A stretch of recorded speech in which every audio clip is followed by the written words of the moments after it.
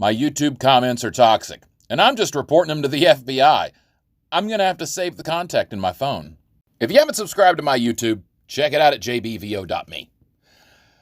I just don't have the patience for insurrection deniers. I did a video about the January 6th insurrection and Ray Epps, who is a white supremacist leader of many of those groups, who was seen on January 5th telling everybody that they need to go to the Capitol. Granted, he wasn't the only one, but many on the right need that to be the case so they don't look bad. Well, as I told this guy, Slim Yonda. I report each and every single insurrection denier to the FBI, first of all, every one of you. Yes, I can answer those questions. He asked me a series of easy-to-answer questions and easy-to-reason questions about Ray Epps, alluding to the fact that Ray was an FBI informant, and therefore that just makes the insurrection okay.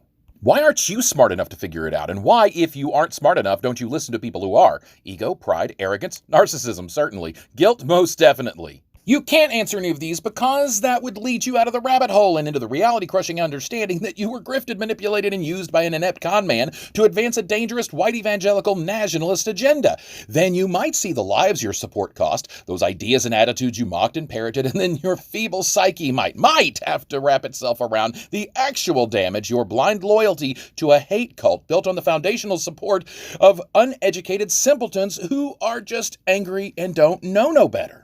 Why can't you answer these questions that I answered when I did my first video on Ray Epps? The answers to all of the questions and more are out there. They've been out there.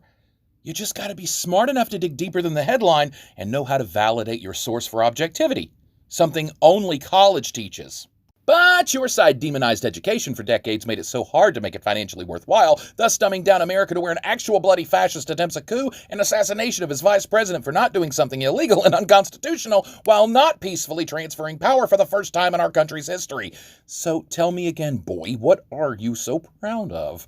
It ain't your critical thinking skills, reading comprehension, or even basic internet skills. Bottom-feeding propaganda trollatry? You got that down, FAKETRIOT. Now, obviously, if you don't subscribe to my YouTube channel, it's a hoot and a half.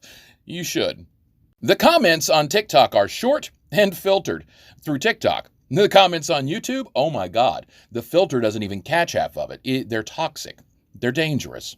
It's worth the popcorn to pop. And I know what you're thinking. Josh, couldn't you have gotten so much farther with presenting him links, with showing him the receipts? I've done this for years. Every time I do, they don't change their mind. They just ridicule and diminish what you put in front of them.